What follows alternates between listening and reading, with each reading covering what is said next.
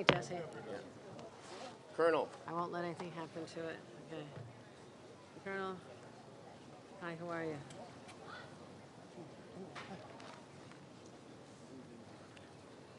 Good morning, everyone. Right now, we are in the midst of an extraordinary weather event that has just devastated communities throughout the Hudson Valley. I'm here in Highland Falls, but this is just representative of what we've seen, the devastation we've seen in Rockland and Putnam and other communities where, as you've seen so often in the last literally 9 months, I say 9 months because 9 months ago, the heavens opened up and we had more snow fall in a 24-hour period in the state of New York than had happened in history. Literally a few weeks ago, we saw the skies again bring upon us some of the most unhealthy air from the fires just north of here in Canada than we've seen in a generation. And once again, the skies opened up and wrought so much rain, 9 inches of rain in this community, that they're calling this a 1,000-year event. It's only the second time ever that the National Weather Service issued a flash flood emergency. The last time was Hurricane Ida. My friends, this is the new normal. And we in government, working with our partners on the ground, have to work with our communities to build up resiliency, to be prepared for the worst because the worst continues to happen. You only need to walk through the streets and see the pain in people's eyes as they describe to me their loss, their fear, their anxiety. You meet Kathy, who was literally rescued out of her senior apartment by brave crews that came all the way from West Point, not going to foreign lands to save people, but right here in their own backyard. And I am so grateful to everyone from West Point for stepping up. I just spoke to the superintendent, and we're there to help them rebuild as well. We also lost an individual's life, a young woman, 35 years old, who came out saying that her house was taking on too much water, was with her dog, and her fiancé literally saw her swept away. Terror, devastation, right here, less than 24 hours ago.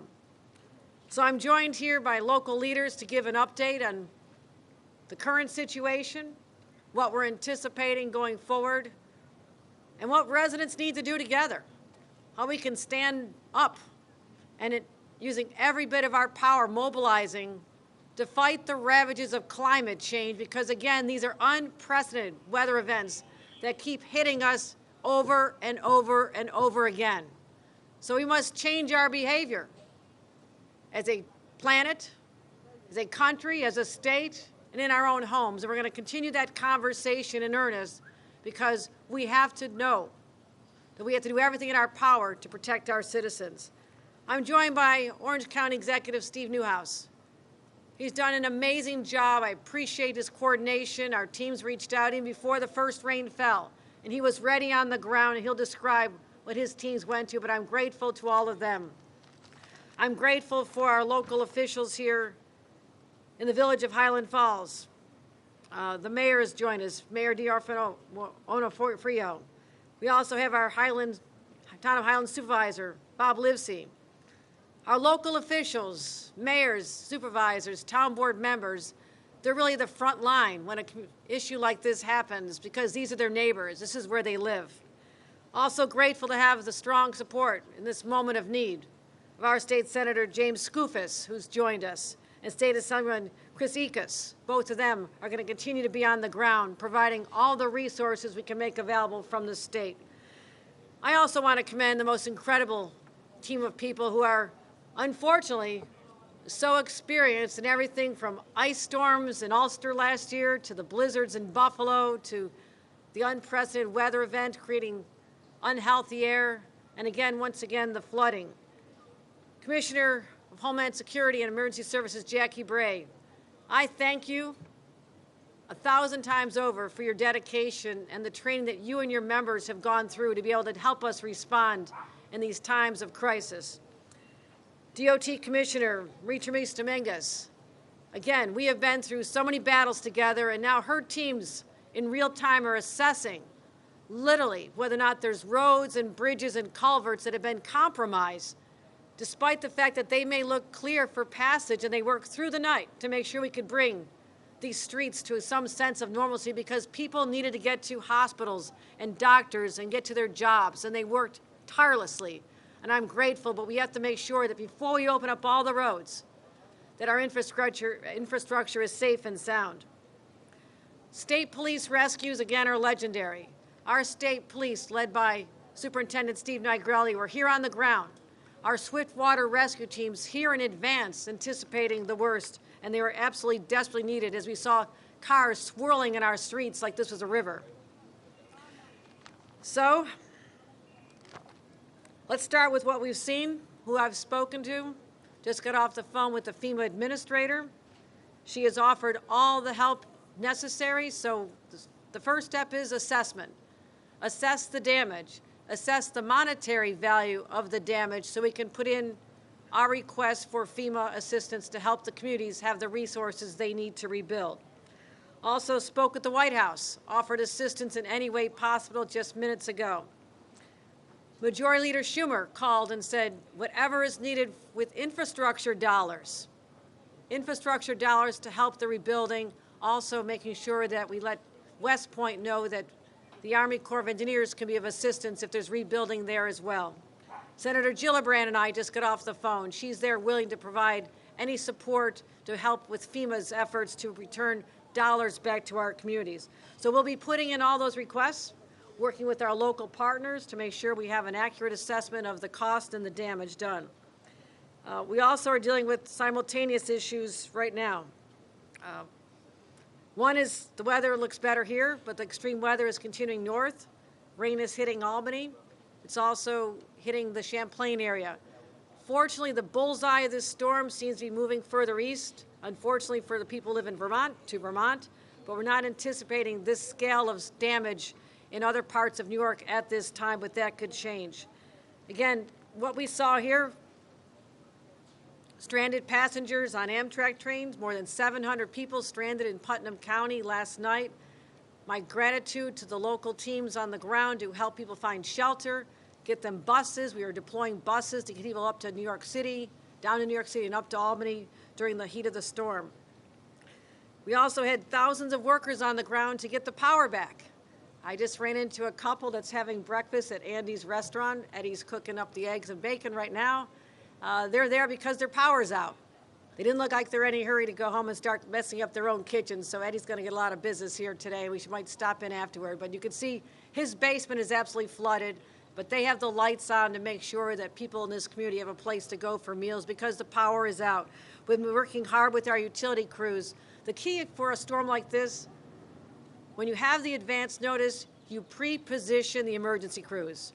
That's why we had 9,000 people in this region prepared, 5,000 utility individual workers who could go on the lines, repair the roads, and make sure that our power gets back as soon as possible. So they were very, very helpful. We also declared a state of emergency. I spoke to Steve Newhouse about this yesterday. We declared a state of emergency here, as did he, but also in the county of Ontario, where Canandaigua also sustained considerable damage. We'll be visiting there later. Also, let's give further updates on what people should do. We spoke about this. We warned for 3 days. We talked about it right before it hit. We talked about it during. Homeowners need to be prepared. You need to think about your escape route. You need to anticipate the worst case scenario where the floodwaters are rising in your home. What are your next steps? Where's your cell phone? Do you have it charged? Where is your flashlight? Do you have the batteries that are fresh in it? Have you made sure that if in case you are stranded for any length of time, you have food and water and medicines? You're not going to be going to the drugstore to fill your prescriptions during this kind of event. So go over a safety plan with the residents of your home. Remember your pets, remember your neighbors, and make sure that you get to higher ground before it becomes too late. So before I turn it over to Steve Newhouse, I just want to, again, from the bottom of my heart, thank the first responders who came out. And as much as it looks clear today, this was a frightening, life-threatening experience that they just came through.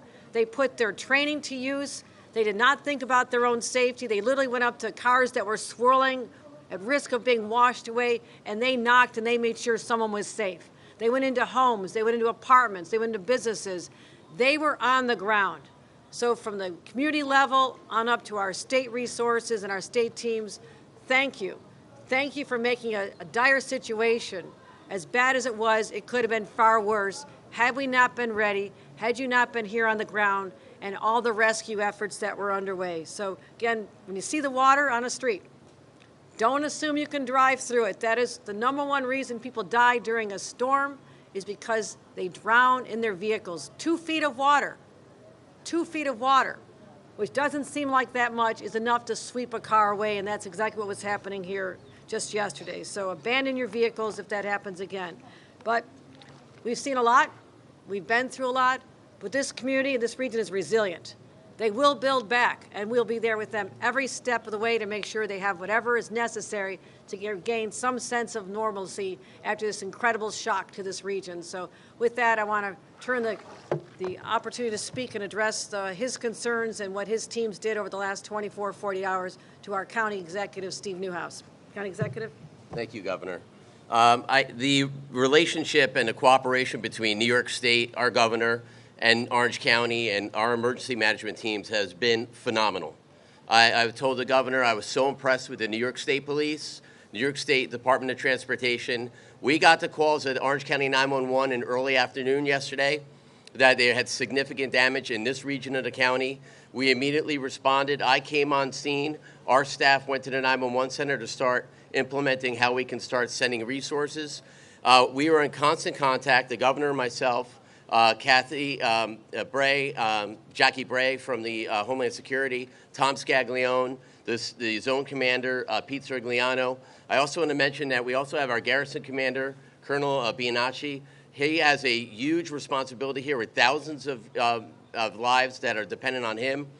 The cooperation was great. I will tell you that the significant damage that we saw, like the governor said, many cars that tried to go for it through the water didn't make it, got stuck. I saw Army, active duty Army soldiers up to their bellies. We were walking to cars to make sure that people got out. They added to the damage that we had to do here. We had a number of people that had to spend the night here that were transient. The state roads were the county roads, the state roads, the local roads were all closed. If you did not get into Highland Falls, Fort Montgomery, West Point by 5 o'clock in the afternoon, you were trapped here till at least midnight.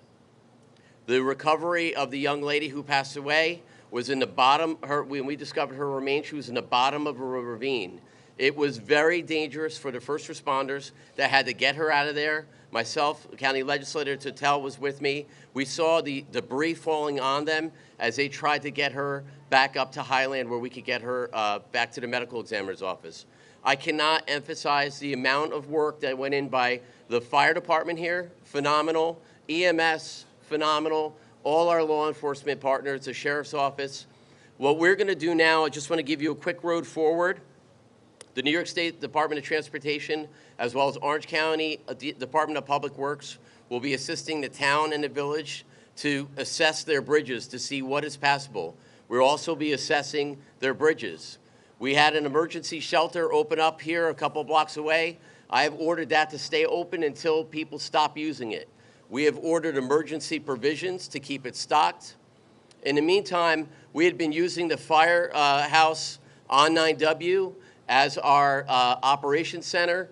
That is going to get in the way of the fire services, so we are going to be opening up momentarily a temporary operations center at the Highland Falls High School, just a couple blocks up north of here. In the meantime, for emergency calls, 911. For non-emergency, we are asking people to call our 311 number so we can get to you. We will get to every person that needs help. We are prioritizing it for life and limb. Thankfully, those calls have gone down. But again, we have gotten a great response from our partners here. Our congressional delegation, from Senator Schumer this morning calling, Senator Gillibrand, as the governor mentioned, our local congressman, everybody's here is pushing for a federal disaster declaration because we're going to need it. Easily, tens of millions of dollars in damage here. So with that, that's all I have to say. Colonel, do you have anything you want to add for West Point? Yeah, I can say so. Okay. Governor and Steve, thanks for having us here. I'd like to start off by just extending our condolences on behalf of the West Point community to the town of Highland Falls and village of Highland Falls for the fatality that was mentioned from yesterday. That's extreme, and we do give our compassion and condolences to that. Just want to elaborate a couple things that the governor said and Steve said. This is a community effort. We're working together greatly. The lines of communications have been wide open, which has been awesome.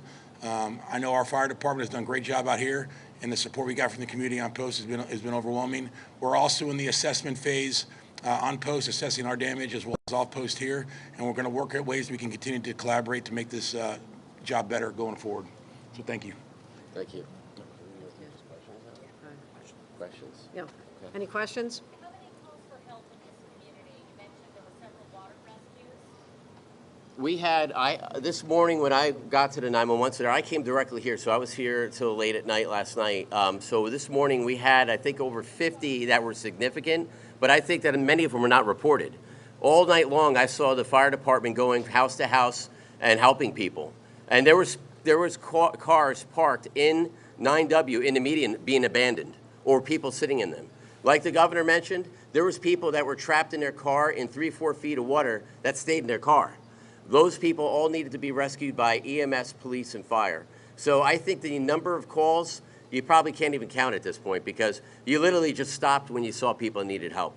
And by the way, the Good Samaritans did wonderful work as well. I've seen a lot of great compassion here in this community. Are there any ongoing search missions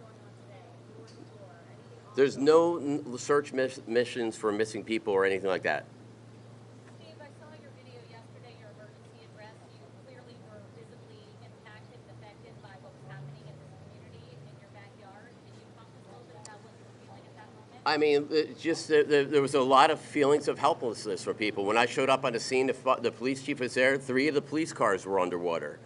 When we went to find the remains of missing people, this impacts human lives. Her family was there. She's down on, and we're looking. The people are actively looking for her. So this is humanity at its best, and it's worse, and it's very difficult to get through it. But this community is resilient. We are totally united. Like I said, I am so impressed because we've been through this before. I hate to say we're battle hardened between COVID calls and responding to other emergencies. Jackie Bray and I talk personally on the phone. Tom Scaglione, the governor and I have known each other for over 10 years. That relationship helps when we're responding. When I can call the zone commander or the senior NCOs, that helps when we're trying to get assets here. Talk about the worst devastation, 218, the images of chunks of the mountainside, blown away. One of the biggest things when we were doing the recovery of the individual that's deceased, I kept hearing what sounded like a car hitting bottom, and I kept saying, "What is that noise?" It was pieces of giant boulders falling off that whole mountainside. So that's why it's really critical that we have engineers to come and give inspections on it so we know they're safe to pass or what they need to fix them. On that idea, Governor, is there anything you've done with infrastructure in terms of small towns like this that we can change, whether it's, flood prevention measures, whether it's rebuilding bridges in a different way? Is there anything kind of forward-looking that you could do to make sure this doesn't happen again? Right, and there are a lot of lessons learned even from Hurricane Sandy, Hurricane Ida. We've seen these downtowns devastated before, and I've spent 14 years in local government. I go into a community, my eye goes right to the curb. I can tell whether storm sewers are going to be jammed up. I can see whether the curbs need to be redone. Now, these are good shaped curbs, but there are other ones that are very low that can be clogged with debris, and that can result in flooding. So I want to do an overall assessment of every community in our area that's been affected by this, but also going forward statewide, what we can be doing to continue giving the infrastructure dollars to communities so they can build up their own resiliency. Many smaller communities do not have the sophistication or the engineers on staff to do that either. That's where the state can come in and the county can come in and help with those assessments. But yes, money's going to have to be part of the solution. And we can't turn our eyes any longer to the fact that we have to build up areas, homes and businesses that are in low-lying areas are going to need to be lifted up. Otherwise, we're ignoring the reality that flooding is part of life now here in the state of New York, not just out in the Southwest and other parts that have always historically suffered from that. It is now part of the new normal for New York. The record snow leads to flooding, springtime, mountains, the streams are surging. You add in 9 inches of rain in a 24, 36-hour time. It is historic what we're dealing with. But also we have $4.2 billion from our Climate Act, which is also bringing money to communities to help build up that climate resiliency. This is my definition of what climate resiliency looks like. We have to build up the infrastructure in our small, most vulnerable communities. You have a major piece of infrastructure that was either damaged or destroyed, and I might screw up this name, the Popolopian Right. Bridge. What can you tell us about that? It's my understanding it's over a gorge and maybe not the easiest of fixes. So it's the Popolopian Bridge has been impacted by this event. As the governor said, this historic event, if you want to equate 9 inches of rain to snow, that's 90 inches of snow. So, it's historical. The difference is that you get rain instantaneously. So with the Popolopian Bridge, what you're looking at is a 100-year-old bridge that has literally withstood many an extreme weather event. This one, it has impacted it significantly. So it's closed now. We've got our bridge assessment teams. I was on the bridge this morning with our bridge engineers. They are looking at it from every possible aspect. It's going to take significant amount of time and reconstruction effort to get it back and operational, but it is a critical link, and we appreciate that. That road is not as busy as I correct. Comparable to what Philadelphia just went through a situation No.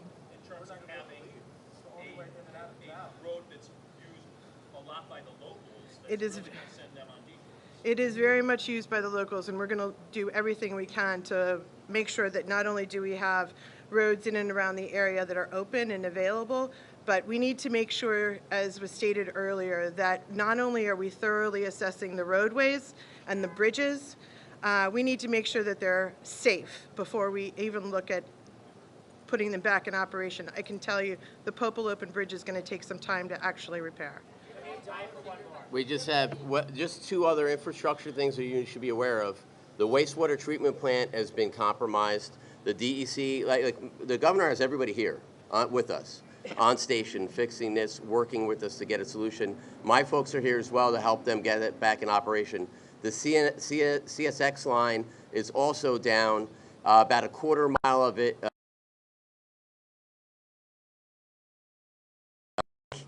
What we have been estimated today, a couple days before they get that back in operation. So we'll be working on that as well. I just want to reemphasize one thing really quickly. We will do everything, as the governor said, as safely but as quickly as we possibly can. We fully recognize the impact on the community and very much appreciate that. We will work as quickly and as efficiently as we can because we know how important this critical link is for the community. Steve, you said tens of millions of dollars. Tens of millions, easy with this infrastructure cost, absolutely. Could that be a low ball? That's just, I'm a CB, I'm a Navy guy in an Army town right now, but I'm telling you, I pay the bills in the county, we have $1 billion budget. This easily costs money. Governor and I, this is not our first situation like this. This costs a lot of money, so we're going to fight for it. And also, just on the infrastructure question, that was the context of the conversation I had with Majority Leader Schumer. He wanted me to convey that if there's need for infrastructure dollars, that he will be there to support this. The administrator FEMA said they'll be there to support us, as well as the White House. So these dollars, I anticipate, are going to be the volume that are going to require us to be getting money out of the federal government to make sure that we're not short in resources. All right, last question. Municipal water, are people with services right now? We have the Department of Health. I ordered them to be here on station. They're testing and making sure that people have, some places have been compromised, and we will put out issues as they needed. Steve, will people be permanently out of Hawaiian Gardens for a while? I believe so. They had to be evacuated. So, I mean, listen, this stuff is a very moving situation right now. We're just we just got through trying to handle all the emergency calls. Right now, we're in the repair and recovery stage. All right. Thank you, everybody. Appreciate you Thank coming you. out. Thank you. All right.